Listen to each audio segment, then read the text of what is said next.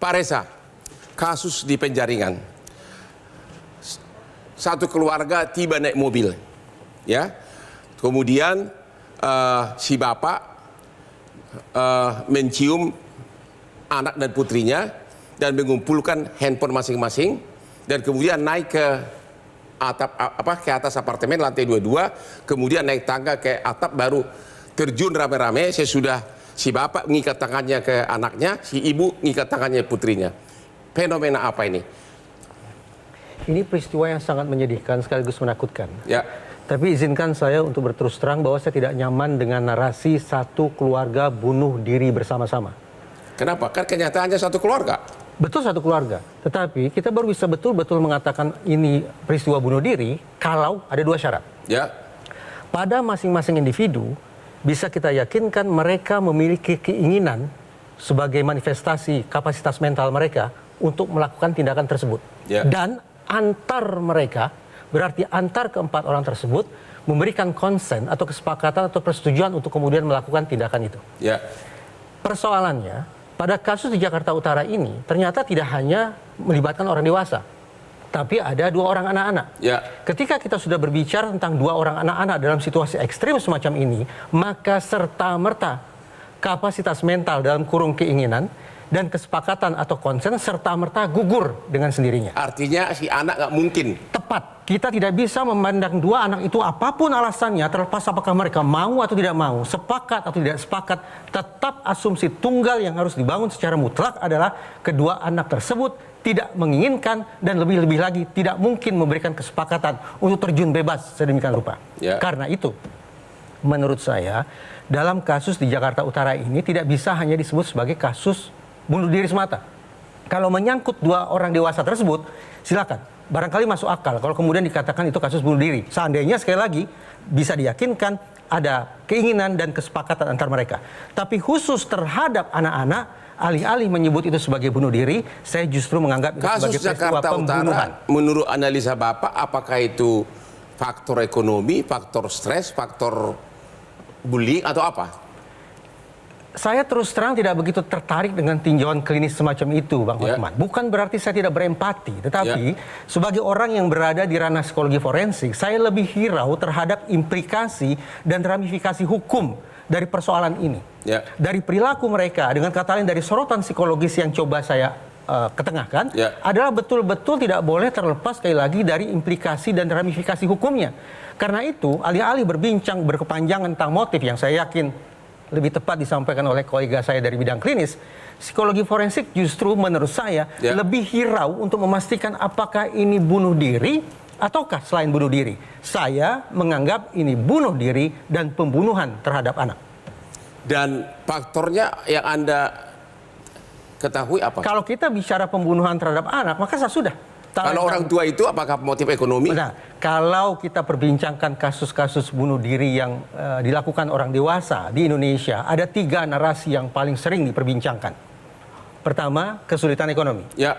Yang kedua, barangkali adanya kondisi-kondisi tertentu secara kejiwaan. Ya. Dan yang ketiga adalah keyakinan-keyakinan, entah itu disebut menyimpang atau anomali atau sejenisnya. 3 hal ini yang paling sering diperbincangkan, dicoba sangkut pautkan dengan terjadinya atau dilakukannya aksi bunuh diri oleh orang dewasa. Oke, kita lihat dulu grafis berikut ini tentang 3 keluarga bunuh diri.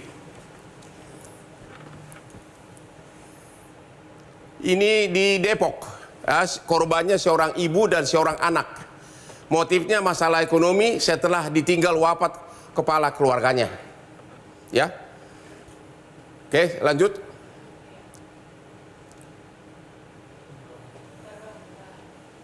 Kasus bunuh diri kedua baru-baru ini, yaitu guru SD di Malang, Desember 2023. Korbannya seorang ayah, ibu, dan anak.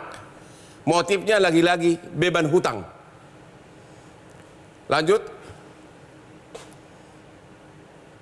Dan ada satu hal yang aneh di sini, yang tadi itu, ya.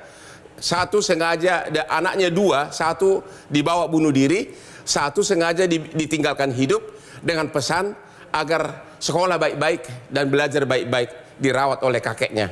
Berarti penuh kesadaran. Ya.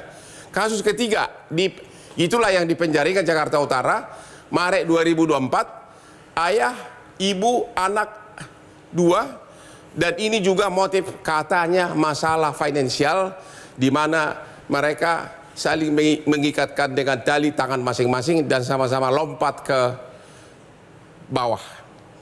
Pak Muhammad Iqbal, Iya, Bang. apa fenomena apa ini? Kenapa harus satu keluarga? Kenapa harus anaknya dibawa? Ya, saya tidak bisa, karena saya tidak memeriksa para korban atau pelaku yang disebut Mas Reza tadi. Saya bercerita tren-tren terkini dalam klien-klien kami di dalam masalah keinginan bunuh diri. Ya. Semuanya berhubungan dengan kata kunci online. Game online, pinjaman online, media online, yang ini sekarang banyak mempengaruhi perilaku masyarakat kita yang terhubungan dengan perilaku antisosial. Ya. Jadi banyak orang sekarang kesepian di tengah keramaian follower. Banyak orang sekarang merasa hampa karena tidak berteman dan tidak bersosialisasi. Ya. Banyak orang lebih banyak hutang mungkin. Mungkin para konglomerat juga berhutang. Ya. Tetapi kenapa ada orang yang berhutang lalu dia merasa bahwa ini adalah sesuatu yang berat? Jawabannya apa? Karena dia tidak bergaul. Karena dia tidak bergaul. Ya, tidak punya teman bercerita, Ya. tidak punya support system daripada keluarga besar, dan ini membuat masyarakat sekarang menjadi salah satunya merasa kesepian. Dan kata-kata kesepian inilah yang membuat banyak orang merasa hidupnya hampa, tak bermakna. Nah, saya menduga pinjaman online sekarang menjadi tren. Karena beberapa kasus yang kami tangani terkait pinjaman online ini, mereka mendapatkan intimidasi, Ya. bully, Ya. dipermalukan. Yang paling berat bagi seorang ayah adalah ketika nama baiknya sudah hancur dan tidak ada yang dia banggakan dari keluarganya. Ya.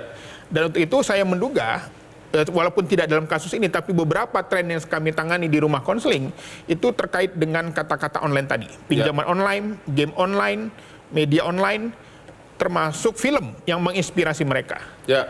Karena beberapa kasus ketika saya tanya, mereka ternyata suka menonton film-film di mana di negara itu budaya bunuh diri itu biasa. Dan Oke. itu menginspirasi mereka. Apa ada kaitan kepada kepercayaan? Dianggap dengan bunuh diri bisa masuk surga? Nah, itu bisa juga terjadi. Jadi faktor sosial dan faktor keyakinan ini menjadi salah satu yang harus kita perhatikan. Ya. Banyak sekali mereka terinspirasi dari tontonan sebenarnya. Ya. Dalam teori social learning, orang itu juga akan banyak berubah ketika dia melihat. Tentu saja seorang ayah dari mana dia dapat inspirasi? Tentu saja bisa jadi dari pengalaman orang lain atau film yang menurut dia ini adalah sebuah sesuatu yang bisa kita Jadi contoh. apapun motivasinya, salah satu yang harus dicegah adalah kalau ada anggota keluarga kita seperti itu kesepian, harus segera ditemanin. Makanya berkumpul dengan keluarga, bercerita. Ini kan budaya Indonesia harusnya. Oke. Bermusyawarah, bergotong royong. Makanya hari ini pada keluarga Indonesia yang hari ini menemukan anggota keluarganya kesulitan ekonomi, disitulah kesempatan kita untuk berbagi. Terima kasih. Kita istirahat dulu. Makanya para pemirsa seperti Hotman lah sering berdansa.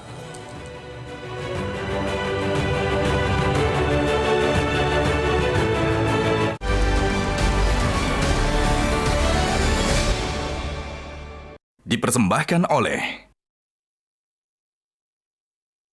Jelajahi cara baru mendapatkan informasi. Download Metro TV Extend sekarang.